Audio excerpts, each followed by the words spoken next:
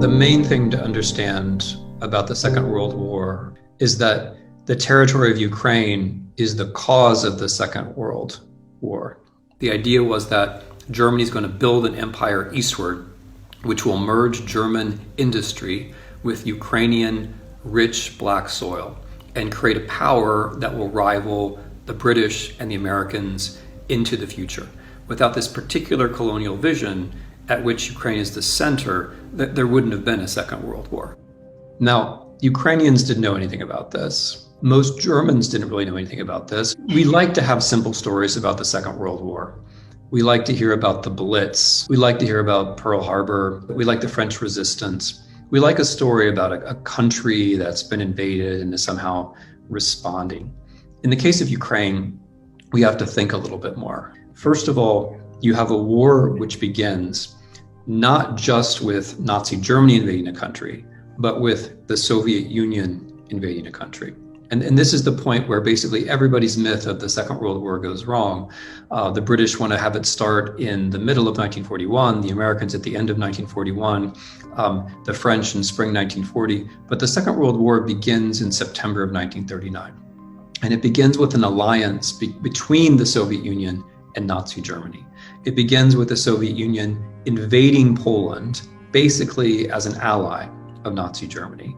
It begins then with the Soviet Republic of Ukraine, a few months after that invasion, getting stretched out, extended to the west to take former territories from Poland.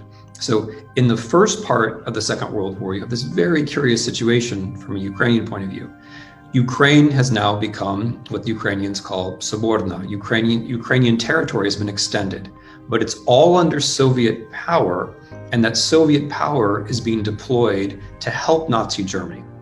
The agricultural surplus of Ukraine is being used to feed the German soldiers who are invading the Low Countries, who are invading France, who are bombing the airmen who are bombing Britain. So the first part of the Second World War finds Soviet Ukraine extended. The next part of the Second World War is when Germany betrays its Soviet ally and when the Wehrmacht, the German army, invades the Soviet Union. This is the part of the war which is above all about Ukraine. The purpose of this war from the German point of view, or rather from Hitler's personal point of view, is to destroy Soviet power so that Ukrainian territory can feed Germany and can become part of a larger German empire. But here again, things are a little bit complicated. At the beginning, when Germany invades Ukraine, there are many Ukrainians who think, well, this German occupation can't possibly be worse than Soviet power. And the reason people thought that was they had a couple of memories. The first was Germany had been present during the First World War, and although it had been exploitative, it hadn't been horrible.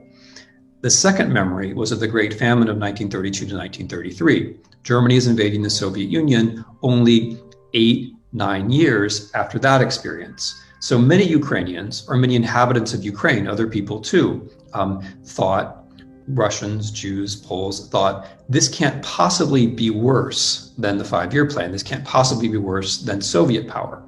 And so at the beginning, you had quite a lot of sympathy, or at least hope, attached to the German occupation of Ukraine. The Soviets, when they occupied countries, didn't treat it as an occupation. They treated it as the nullification of the state that was there before.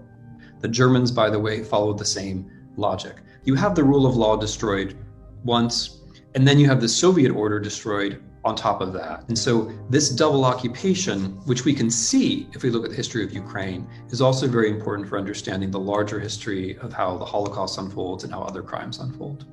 And so in Ukraine, along with Belarus, along with the Baltic states, the Holocaust emerges as a mass killing campaign. This is a terrible, terrible part about the history of Ukraine.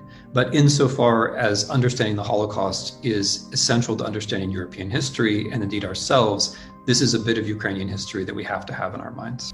I think history is there to stop the worst mistakes. So if Ukrainian nationalists want to say Ukrainian nationalists played some kind of helpful role during the Second World War, history is there to tell us otherwise. History is there to say these people were wrong to think that Germany was going to be their ally. If, on the other hand, Russians today want to say Ukraine was somehow a fascist collaborationist entity during the Second World War.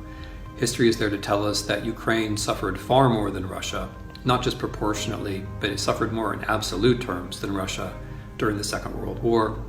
History is there to tell us that some of the most decisive battles during the Second World War were fought in Ukraine, and history is there to tell us that Ukraine was Hitler's ultimate object. It was the thing that Hitler wanted to conquer. So I don't think it's history's job to create a nice story that brings us all together. I think it's history's job more to correct us, to clip our wings, to keep us from creating the myths that justify more aggression, or from creating the myths that say that we were always right.